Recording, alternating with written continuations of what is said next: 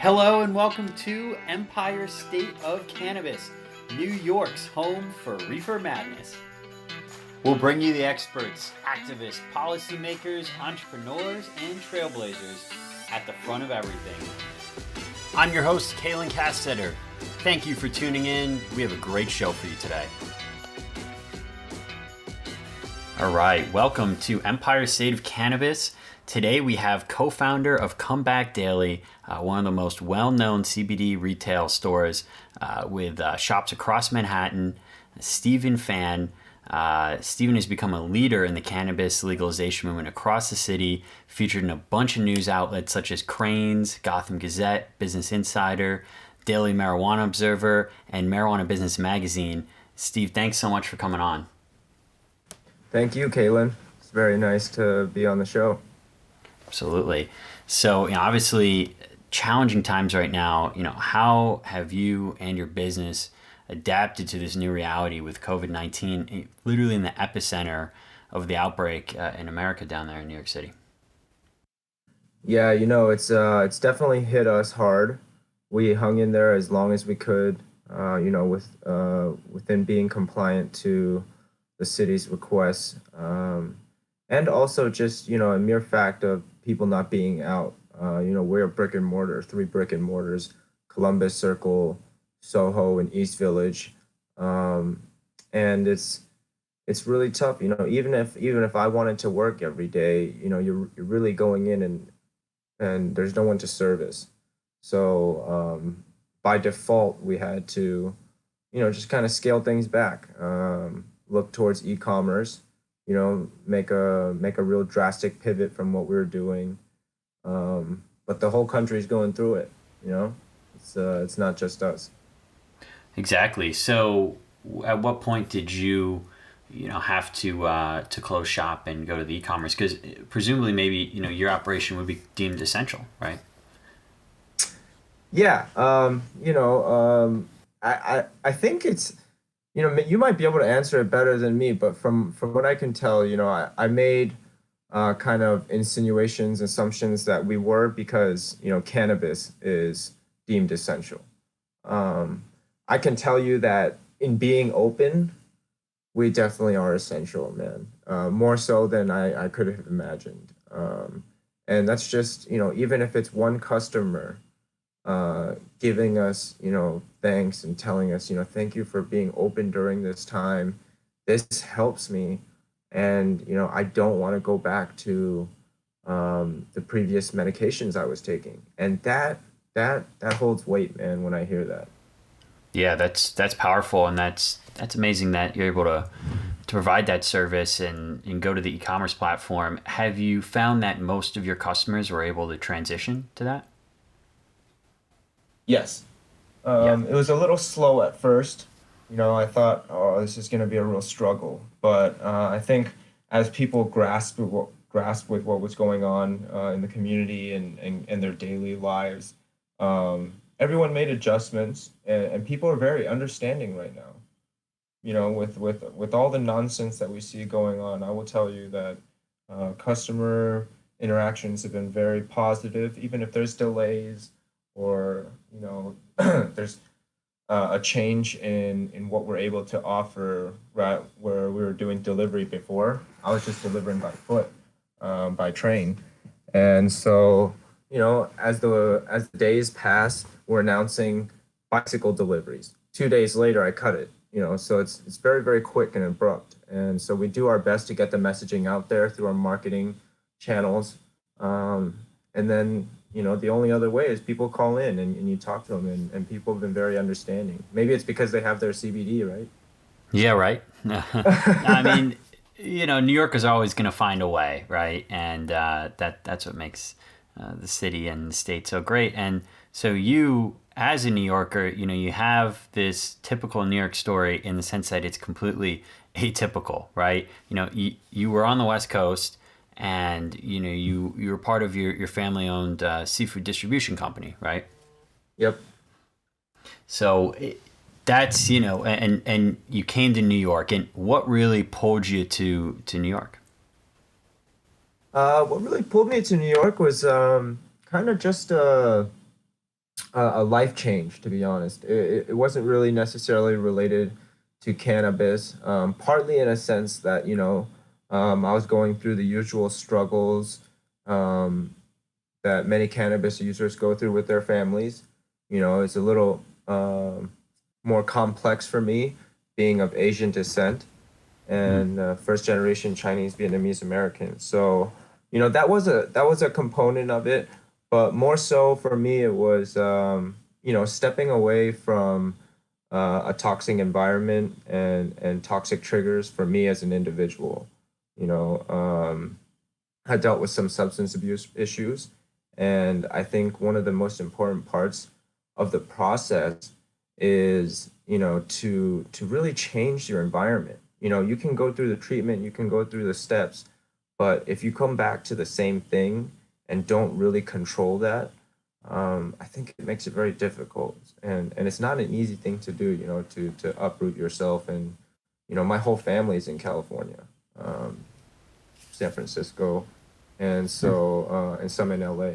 And so it was a big change for me, but it was a necessary change to be able to kind of start over, rebuild my network, and that's what brought me out to New York Yes, you're originally. I looking was for 19 years old. a fresh start in New York, and that's how so many, New York success stories start, right? You Hmm. come to New York looking for something new, and the energy of New York is so unique, and the It's environment infectious.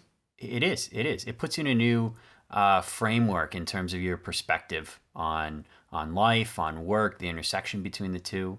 It's a really special place for sure. Yeah. And so you have this at large success story through that, and so walk us through how you became one of the most well-known cannabis retailers in New York. Well, just as yourself, I'd have to attribute, the strong foundation to being a marijuana legalization activist and advocate.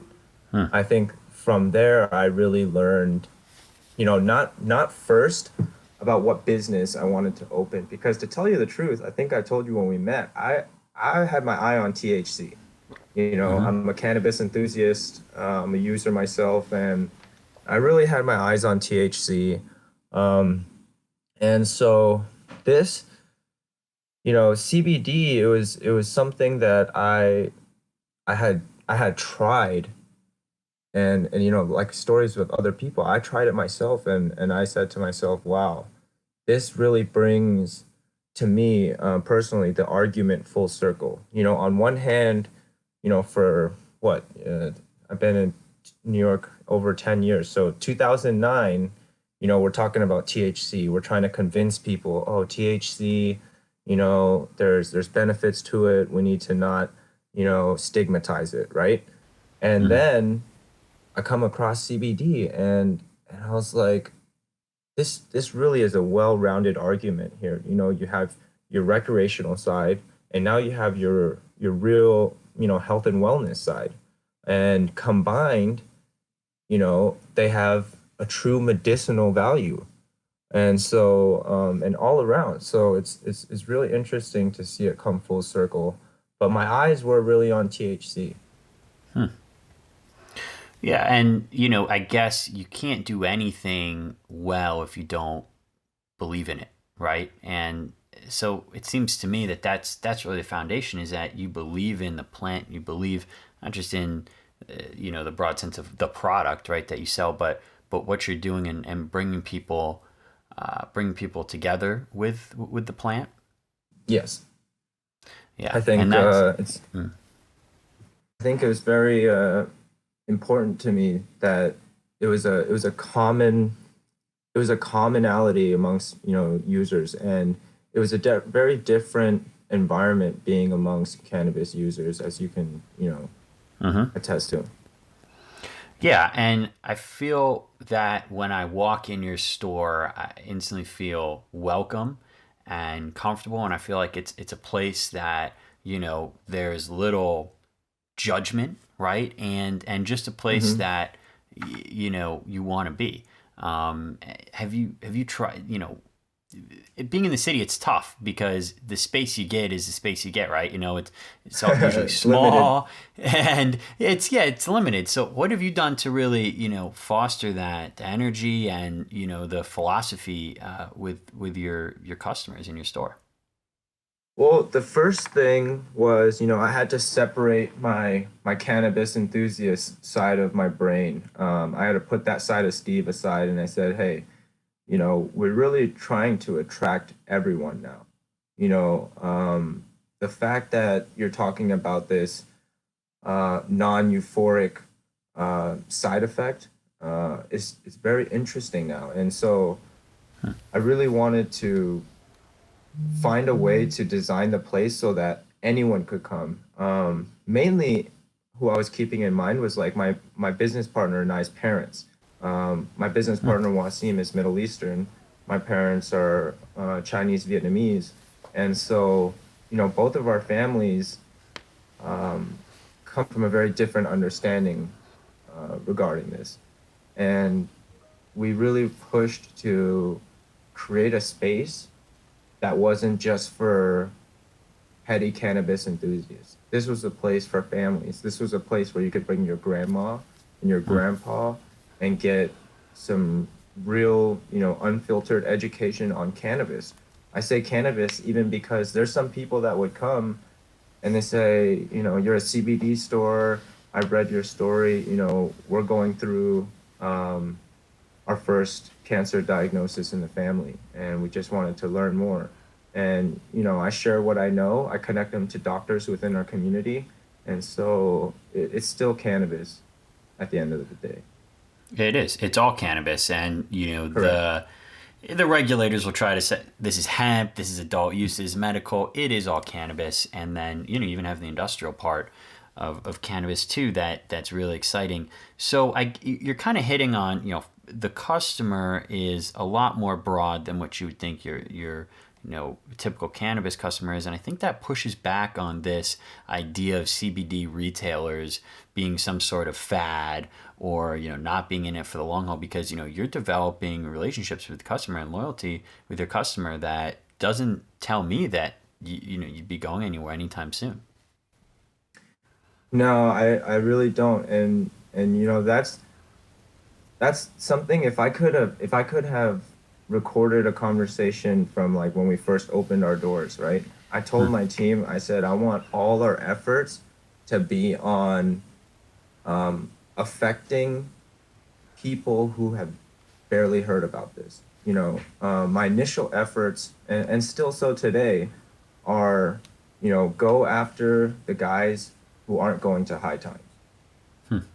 Go after the people who aren't chasing the highest THC percentage, cannabis strain that they can find, and really, go into the normal markets. Like, I'll tell you, we did an event. It was called Big City Moms, and this was New York City's biggest baby shower event for expecting mothers and families. And so, we were the only CBD activation there, and everything else was traditional market, toothpaste, organic, applesauce, strollers, and here we are with CBD. Now, many of the women were definitely not interested in it during pregnancy. That was not a conversation that we even tried to have. It was Hmm. really more just introducing CBD to these families so that they know, look, after pregnancy or even for the husbands, if things get stressful, there's an option here. If you're most of them weren't cannabis users. So that's what I'm talking about. You're going into these markets where you're really affecting people who might have heard of this in the news, but haven't really let their guard down to listen to someone and kind of internalize the information that's presented to them. Yeah, absolutely. And I think, you know, uh, we talk to farmers and manufacturers, processors, all parts of the supply chain. I think there's an anxiety right now about an oversupply, right? About, the markets coming down on a lot of the growers. And so, as someone, the most important part is creating these customers, right? And that's what you're doing. You're acting with the customers every day. So what's your perspective on that? What's your perspective on the market being, on the ground in a sense? Uh, to tell you the truth, Kalen, from the retail side, it sounds like there is definitely an oversupply of hemp. Hmm. And it makes me wonder, will it just force, everyone to start extracting from flower instead of stem and stalk? Like I've got calls of, I mean, if I could count it right now with you, it's one guy's got 100,000 pounds, this guy's got 30,000 pounds. And they're like, Steve, can you take it? And I'm like, listen, I'm a retailer. I don't process. I don't have a white label. I don't know what I would do with 30,000, 100,000 pounds of hemp. Build a new store? Yeah, yeah, exactly. Yeah, no, and that's it, and that's a problem. But are you seeing a growth though in demand from the retail side, even if it's being outpaced by supply? Are you seeing a growth? Oh, yes. I Yeah, see a growth because every day that passes, Caitlin, um, each customer that comes in that's a new customer, that's increasing this market cap, so to speak, consumer market cap, right? I say that all the time. That's why as a company, we do events like Big City Moms and fashion events. And it's not so much about being in that type of crowd as it is trying to affect these people that might not have ever, you know, really taken their time to look into cannabis themselves.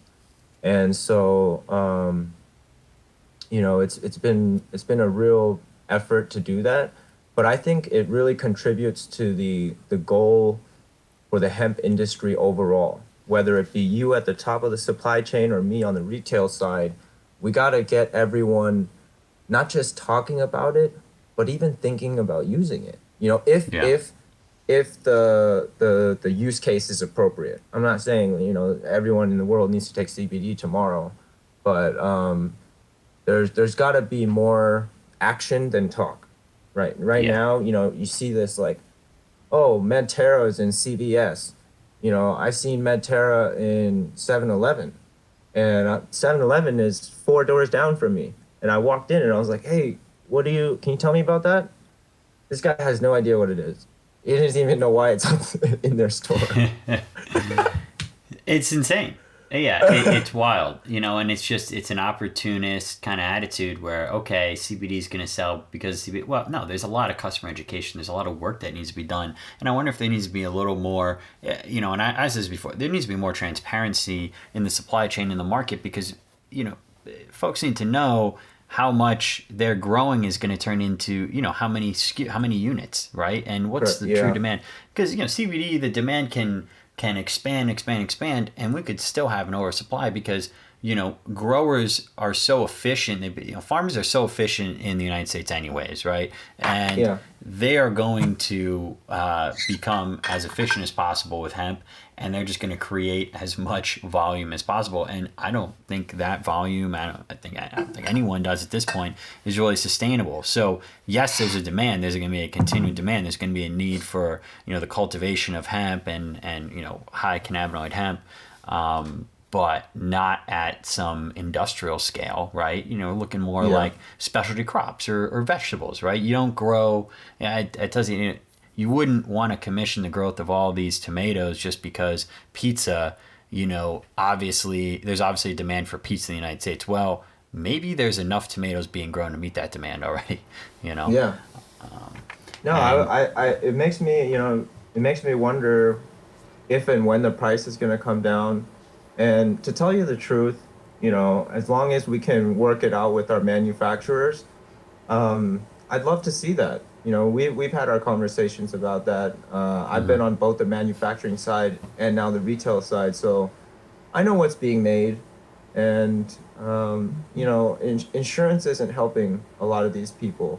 And yes, a lot of CBD users have, you know, the disposable income to adapt to trends and integrate this in their lives, right? But when I opened my store in Harlem for about 2, 3 months, I saw a different side to the retail. I saw, a store where I knew disposable income was less, and I tried to do my best to accommodate that. But even then, I had people who actually, I'm not a doctor, so I won't sit here and say they needed it. But in my opinion, they could have really benefited from it, and they just absolutely couldn't afford it. And that broke my heart.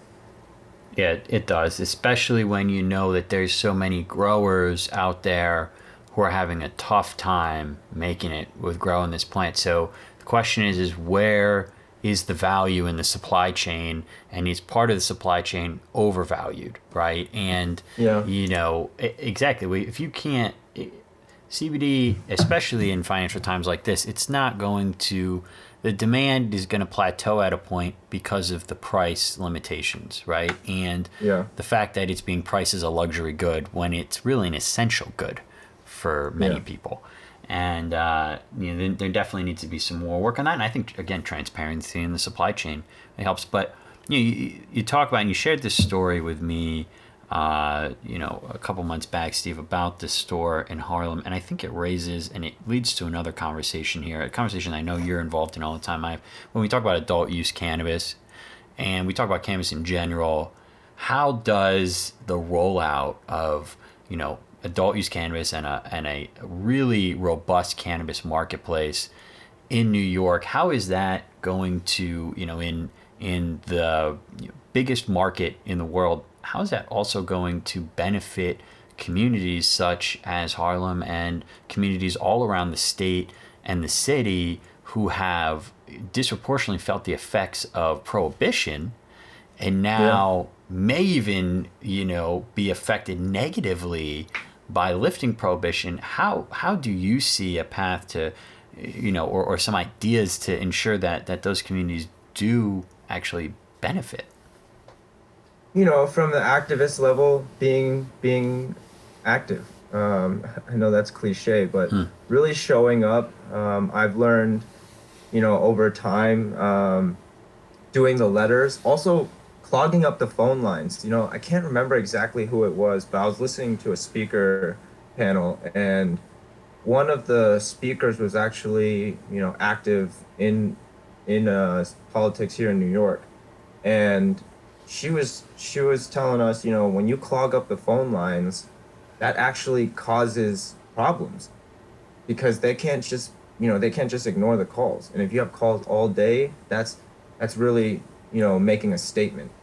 And so being active in that sense, and then I'll tell you, being in New York, I have not seen other communities so active in fighting for um, equity for the Black and Hispanic community.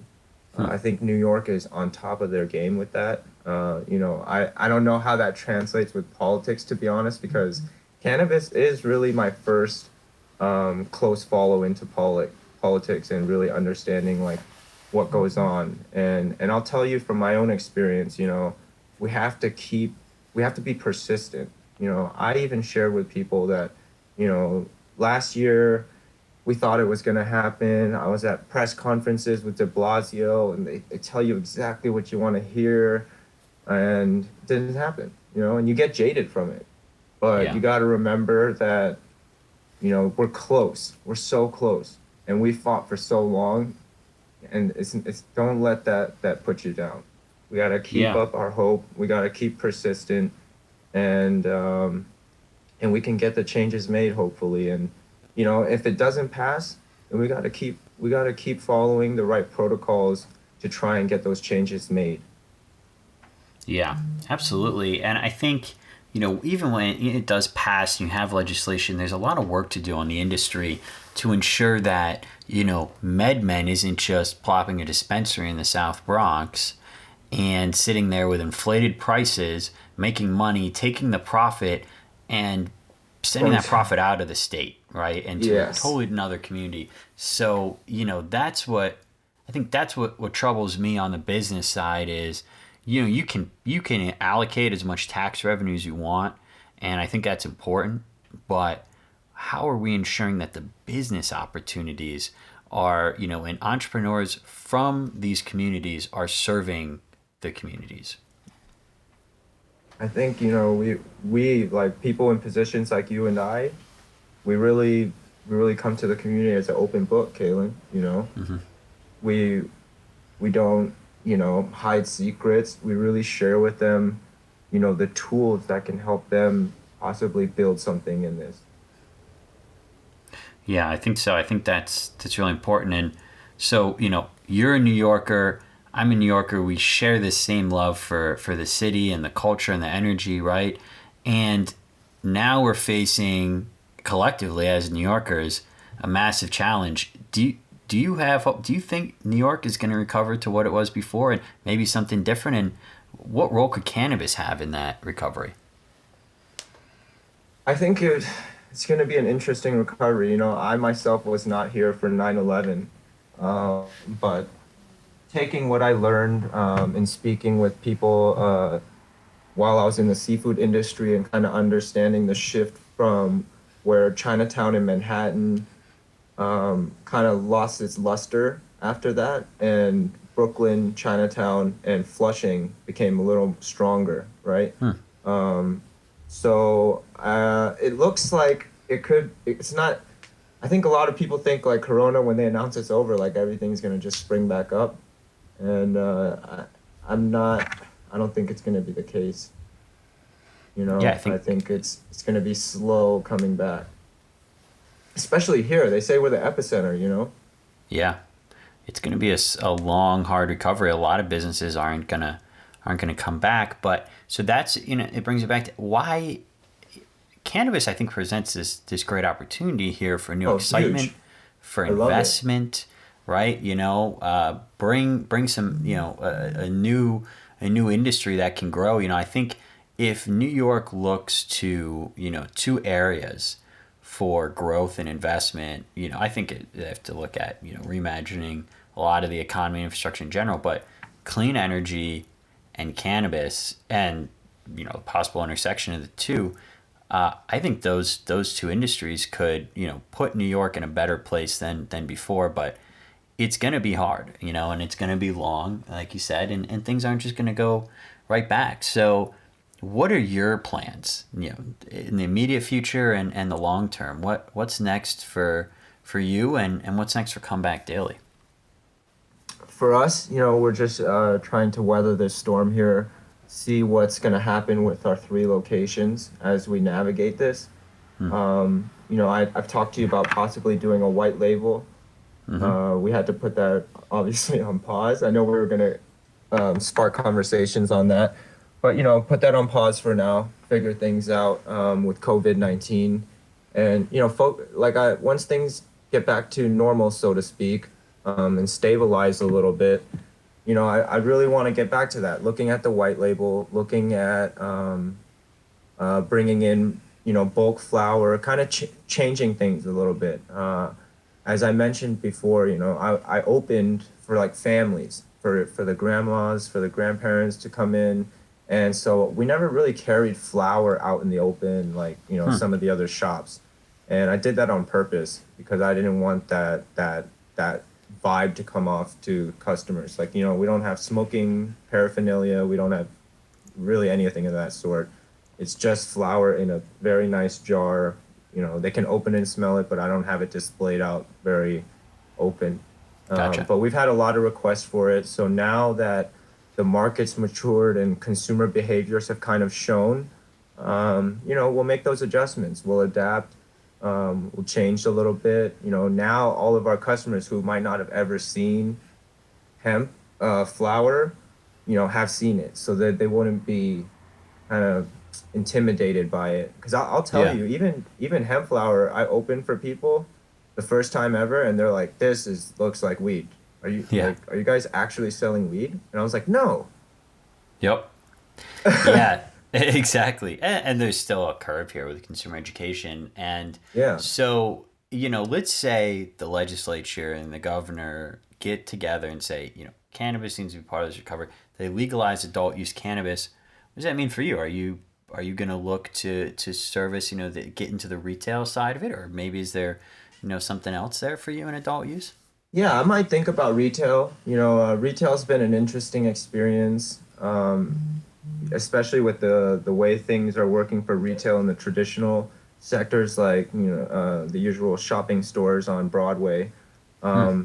But we're in a unique position with cannabis and CBD. The reason why I opened was because through live chat support, people kept wanting to come to a physical location. They kept asking me to meet up, and I didn't have anywhere to meet up. So Hmm. that's where the idea came from. And I myself, when I'm in recreational states, I go to these retail shops. Shopping I might not go to, but cannabis stores, because I'm enthusiast, that's something I still go to. And I think that's where my love for it grew from. And I could see myself in retail. I also like looking at further up the supply chain in like a propagation nursery Yeah. um, situation. I think that'd be really cool. I have a friend out in California, Endo Industries, who's doing some unique things with tissue propagation, tissue cloning, tissue culture cloning, and propagating for companies. Well, yeah, there's such a diverse array of opportunity in cannabis in general, but coming with adult use cannabis, that marketplace is there's just going to be so many places where you can succeed and be an entrepreneur. Stephen, Yeah, I'd still thank keep you. it separate. Yeah, Oh no, yeah, yeah, exactly. Well, thank you so much for coming on. Stay healthy, stay safe. We wish you the best, for your business. Very confident you're going to come out of this even stronger, and I'm really excited for the future. thanks for having me on, Kaylin. It's good to connect again. Excellent. Thanks, Steve.